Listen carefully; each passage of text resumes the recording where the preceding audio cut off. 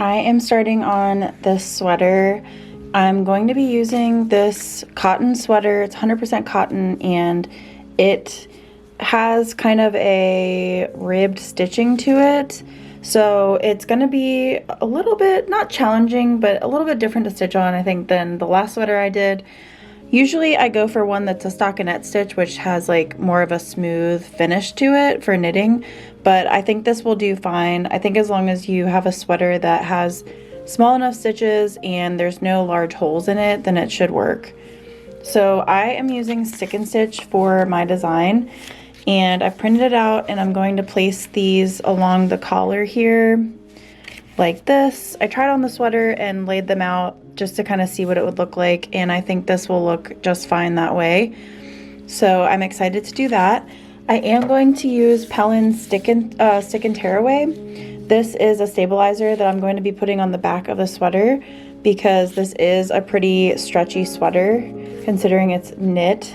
So I always recommend, if you're gonna use like a knit sweater instead of something that's a tighter weave like cotton that's woven together, then you definitely need to use stabilizer. And I think stick and stitch is the best way to transfer it, just because this would be a nightmare to trace through.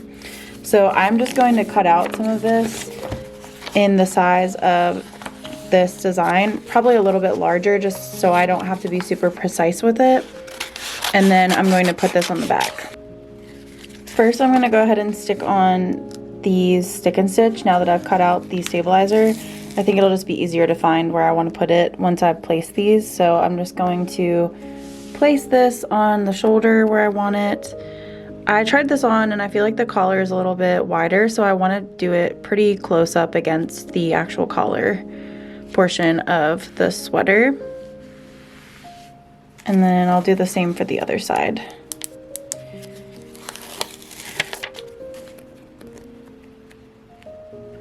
And I think I'm going to end up actually overlapping a little bit of the leaves onto the collar for this one.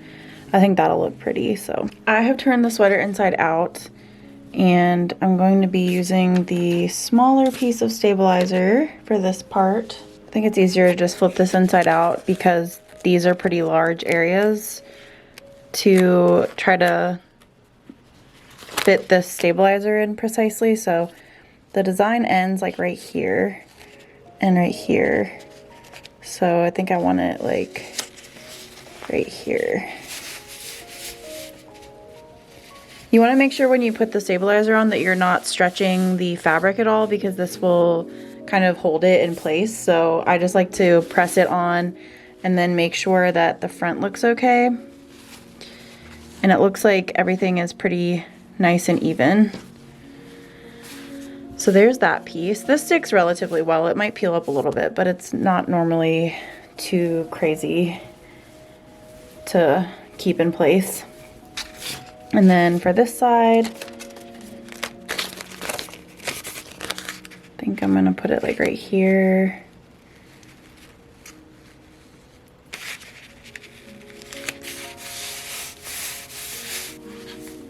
Yeah, that's pretty good. I always like to stitch in a hoop. I think it's way easier. It gets the fabric out of the way, and it also prevents it from wrinkling or anything under the tension of your stitches. So I'm going to be using just a 6-inch hoop, and I'll be moving it around the design as I go. I think too large of a hoop is going to be a little bit too hard to hold and manipulate the sweater with. So I'm just unscrewing this so I can actually fit it over the sweater. Yeah. Can be a little tricky to get on once you have everything layered up. And then again, you just want to make sure you're not overstretching the sweater. It should be pretty good if you've stabilized it, but just be mindful of that when you put the hoop on, that you're not overstretching any areas that don't have stabilizer in them. And I think this is pretty good, and then I'm just going to use a screwdriver to tighten this down.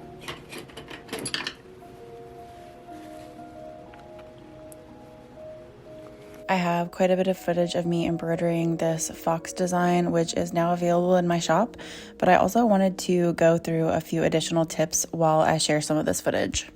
First, let's go over choosing the ideal knit for embroidery. It's easiest to choose knitting where the stitches are small, close together, and relatively tight and even. There's naturally going to be a little bit of stretch with knits, so choosing one with the least stretch possible is ideal. The looser the knits are, the less structured it will be, so this means it may stretch more, which will make it harder to embroider on without warping the structure of the knitting. It's best to avoid anything with large holes in it. Obviously, these holes will get in the way of your embroidery, so things like knit lace, they're beautiful, but they're really hard to stitch on. If you've never embroidered on knitted items before, I recommend choosing something that doesn't have cabling, knit lace, or any of those textured knit stitches. Stockinette stitching, which is the most basic knit stitch, is easiest to start with. Another one that's relatively easy to stitch on is ribbed knitting, which is what this sweater is in this video. You can use pretty much any type of floss or thread that's used for embroidery, such as stranded cotton, non-divisible pearl cotton thread, and different kinds of yarn. I generally like to stick to fibers that are made of either wool or cotton, and you want to make sure that they're color fast so they don't bleed onto the fabric. Most is color fast. I know that DMC for a fact is in a lot of the other larger embroidery floss brands. I would avoid metallic threads because they're a little bit trickier to work with and they can be slick and harder to knot and secure, so you'll want to be extra careful with those or avoid them. Once you get embroidering, you'll want to make sure that you secure each and every thread that you use. I like to do a sewing finishing knot, or you can tie 2 strands of thread together.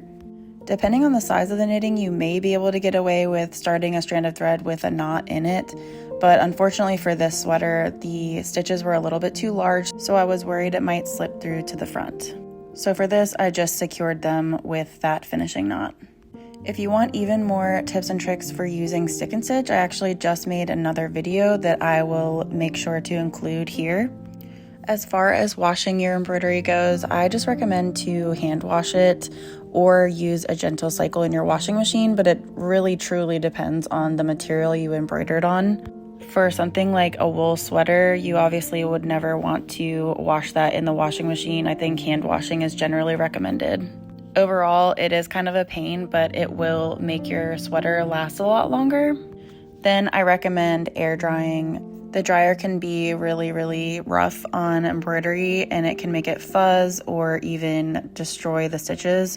So I would definitely recommend laying it flat to dry or hang drying it depending on the material. I just finished stitching this and I just made sure that I double knotted everything on the back here.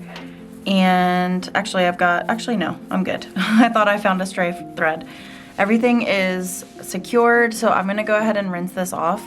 When I rinse off the stick and stitch, I like to soak it for a few minutes before I run it under water to remove most of the debris once it's kind of dissolved. So I like to do that, and that helps to prevent any bleeding from the ink that's underneath where I was transferring the stencil. So that helps with some of the bleeding that some people experience with the ink on this. So that's what I like to do first, and then I'm just gonna let this air dry. I hope you enjoyed this video and found it helpful. Please like and subscribe if you are interested in learning even more about embroidery, and I'll see you in the next video. Bye.